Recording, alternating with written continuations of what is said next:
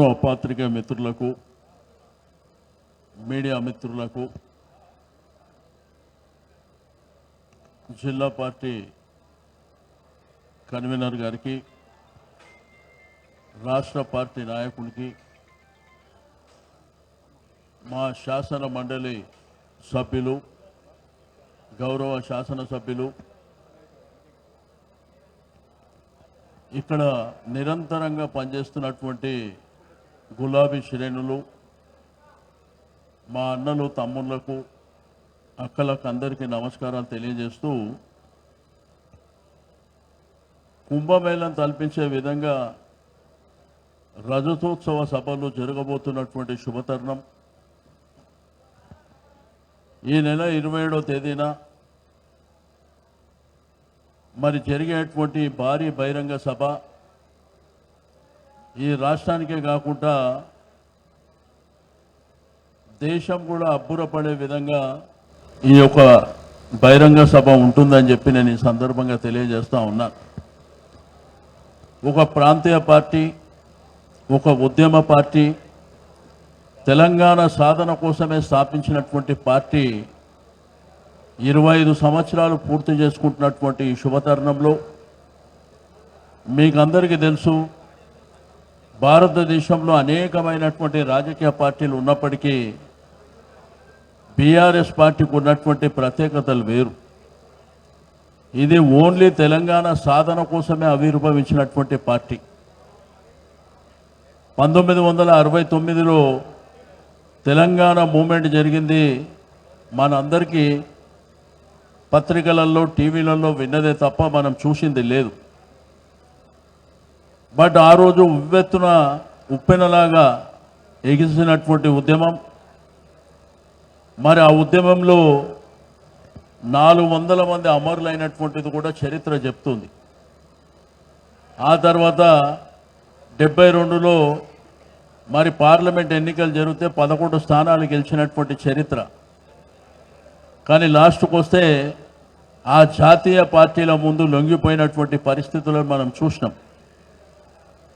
ఆ తర్వాత మలిదశ ఉద్యమాన్ని కేసీఆర్ గారు నాయకత్వం వహించి 2001లో తెలంగాణ ఉద్యమాన్ని ప్రారంభించడమే కాకుండా, ఎందుకంటే తెలంగాణ ప్రాంతంలో నీళ్లు లేక, నిధులు లేక, కరెంటు లేక, సంక్షేమ కార్యక్రమాలు లేక, ఉద్యోగాలు లేక ఇబ్బంది పడుతున్నటువంటి సందర్భం.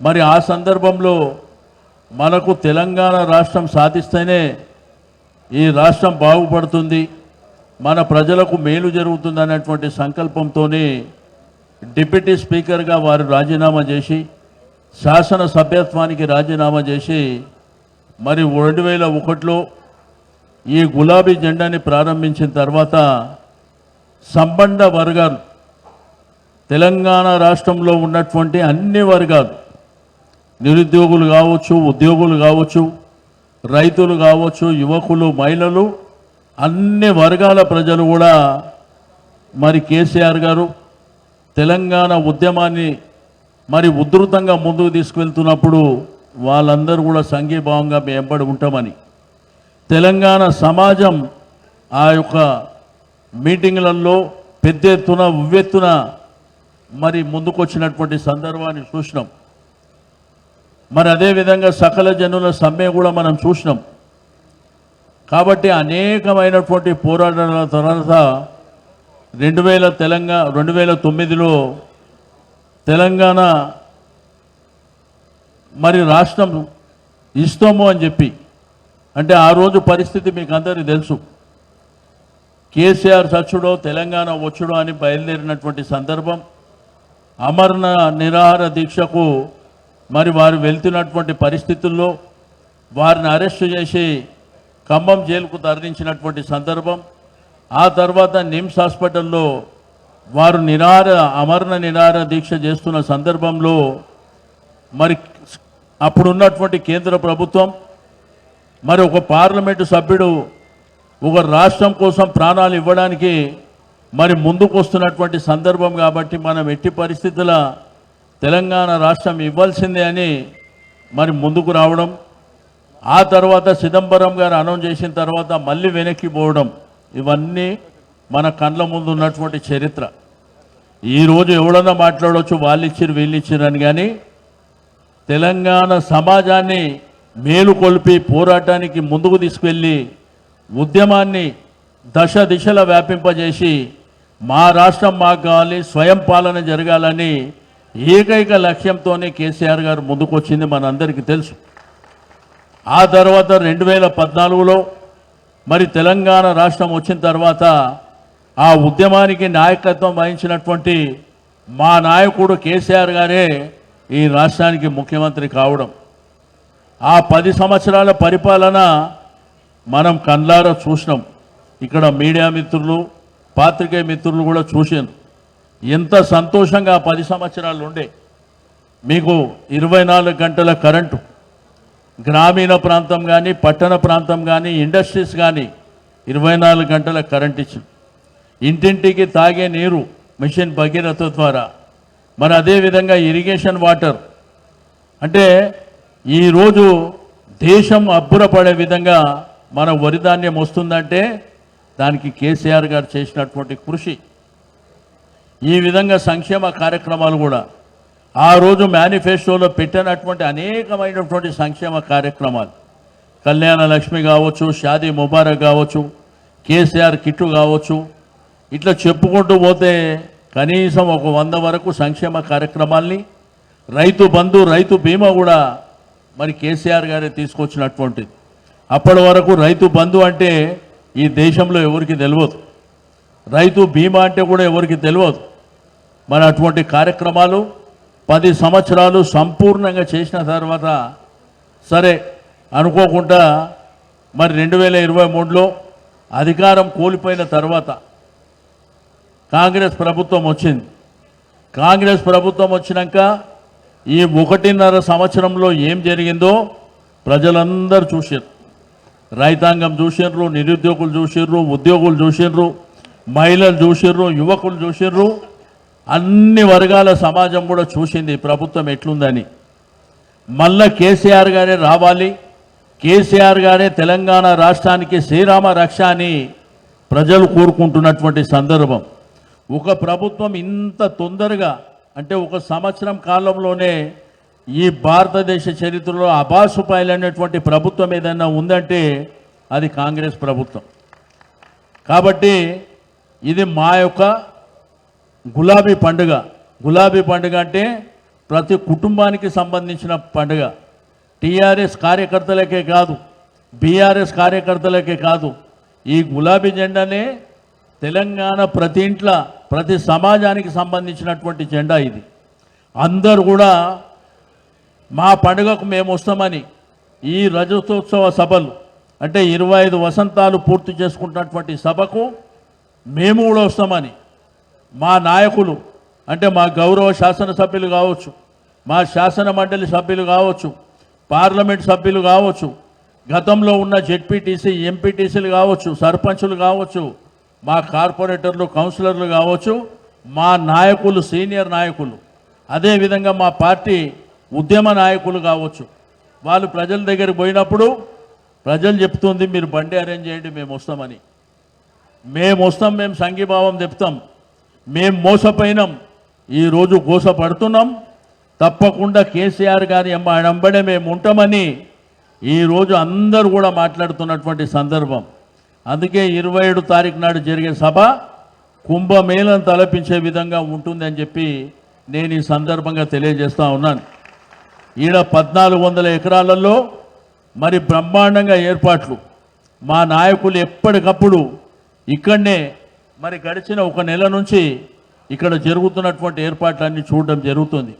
వచ్చే వాళ్ళకు పార్కింగ్ సౌకర్యాలు ఎక్కడ కల్పించాలి, వచ్చిన ప్రజలకు ఎండ దెబ్బగా తాకకుండా ప్రాథమిక ఆరోగ్య కేంద్రాలు, అంబులెన్సులు కూడా ఏర్పాటు చేయడం జరిగింది, డాక్టర్లను ఏర్పాటు చేయడం జరిగింది. కొంత మజ్జిగ కానివ్వండి, మంచినీటి సౌకర్యం కానివ్వండి, తాగడానికి ఇబ్బంది లేకుండా ఆ ఏర్పాట్లు కూడా బ్రహ్మాండంగా. పార్కింగ్ కూడా ఏ నియోజకవర్గానికి ఏ జిల్లాకి ఎక్కడెక్కడ ఇవ్వాలనో ఆ ఇయర్ మార్క్స్ పెట్టి ఆ ప్రాంతాలకు కూడా మరి ఏర్పాట్లన్నీ. మరి ఈ ప్రాంతంలో చూస్తే మరి బ్రహ్మాండమైనటువంటి ఏర్పాట్లు చేసినటువంటి మా నాయకులకు, మరి దీన్ని ఇక్కడ ఉండి ఆర్గనైజ్ చేస్తున్నటువంటి మా మిత్రులకు, పార్టీ నాయకులకు నేను మనస్ఫూర్తిగా అభినందనలు తెలియజేస్తా ఉన్నాను. ఎందుకంటే ఇటువంటి బహిరంగ సభలు పెట్టాలంటే తెలంగాణ ఉద్యమం అప్పుడు ఆ రోజుల్లో స్థలాలు బాగా దొరికినాయి మీటింగ్ పెట్టుకోనికి. కానీ ఈ 10 సంవత్సరాలలో కేసీఆర్ గారి నాయకత్వంలో అద్భుతమైనటువంటి డెవలప్మెంట్ అయిన తర్వాత, ఈరోజు ఇన్ఫ్రాస్ట్రక్చర్ వచ్చిన తర్వాత, ఆ ప్రాంతాలను అభివృద్ధి జరిగినాక మీటింగ్ పెట్టుకోవాలంటే జాగా దొరుకుతలేదు. మరి ఈ ప్రాంతంలో ఇంత బ్రహ్మాండమైనటువంటి స్థలాన్ని నేను నిన్ననే మా నాయకులు మాట్లాడాను. ఏ రైతులైతే మాకు ఈ స్థలం ఇచ్చినరో తప్పకుండా వాళ్ళని గుండెల్లో పెట్టుకోవడమే కాకుండా మీటింగ్ అయిన తర్వాత కూడా ఏమన్నా చిన్న చిన్న ఆటంకాలు ఉంటే కూడా అవన్నీ చేసిస్తామని నిన్ననే మా నాయకులు చెప్పినటువంటిది కూడా మనం చూసినాం.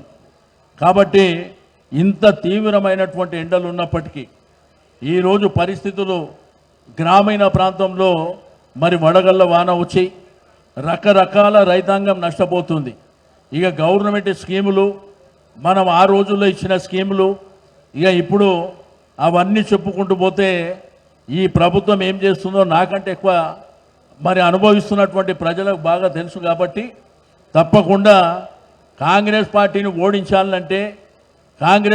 ఓడించాలంటే మనం ఎవరం కష్టపడవలసినటువంటి అవసరం లేదు.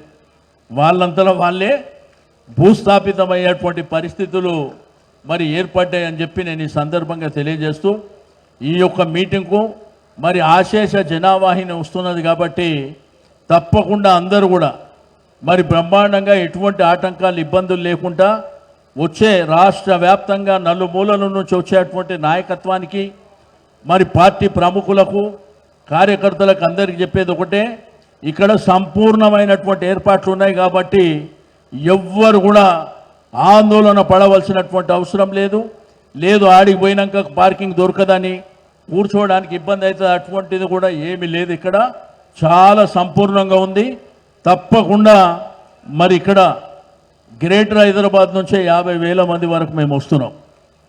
గ్రేటర్ హైదరాబాద్ నుంచే. కాబట్టి మా నాయకుడు కేసీఆర్ గారి ప్రసంగం అయిన తర్వాతనే తిరిగి మేమందరం రిటర్న్ బయలుదేరడం జరుగుతుందని చెప్పి నేను ఈ సందర్భంగా తెలియజేస్తూ, ఏర్పాట్లను పర్యవేక్షించడానికి రావడం జరిగింది. నేను బ్రహ్మాండంగా ఏర్పాట్లు జరుగుతున్నాయి. ఇంకా 2 రోజుల ముందు అంటే 25వ తారీఖు వరకే అన్నీ కంప్లీట్ చేస్తామని కూడా మా నాయకులు చెప్తా ఉన్నారు. కాబట్టి వారికి కూడా నేను అభినందనలు తెలియజేస్తూ, మీడియా మిత్రులకు, పాత్రికేయ మిత్రులకు కూడా అభినందనలు తెలియజేస్తూ, రాజకీయ పార్టీలలో మీటింగులు జరుగుతుంటాయి. చాలా కాంగ్రెస్ పార్టీ మీటింగ్ జరుగుతుంది, తెలుగుదేశంలో మానాడు జరుగుతుండే, అట్లా చాలా పార్టీల మీటింగ్లు జరుగుతాయి. కానీ ఈ మీటింగ్కు ఒక చరిత్ర ఉంది. ఒక ఉద్యమం నుంచి ఆవిర్భవించినటువంటి పార్టీ 25 సంవత్సరాలు చేసుకోవడం, దాంట్లో 14 సంవత్సరాలు పోరాటం చేయడం, 10 సంవత్సరాలు అధికారంలో ఉండడం, మరి ఈ సంవత్సరం ప్రతిపక్షంలో ఉండి పోరాటం నిరంతరంగా చేస్తున్నటువంటి పార్టీగా మరి మేము మా సొంత పండుగ దసరా, దీపావళి ఎట్లయితే చేసుకుంటున్నామో అంత బ్రహ్మాండంగా బతుకమ్మ పండుగ, రంజాన్ కానీ, బక్రీద్, క్రిస్మస్ ఎట్లా చేసుకుంటామో అంత బ్రహ్మాండంగా ఈ యొక్క పండుగని మేము చేసుకుంటున్నాం. ప్రజలు కూడా వాలంటరీగా పెద్ద ఎత్తున రావడానికి వాళ్ళు కూడా ముందుకు వస్తున్నారు. కాబట్టి వారందరూ కూడా అభినందనలు తెలియజేస్తూ సెలవు తీసుకుంటాం. థ్యాంక్ యూ అన్న.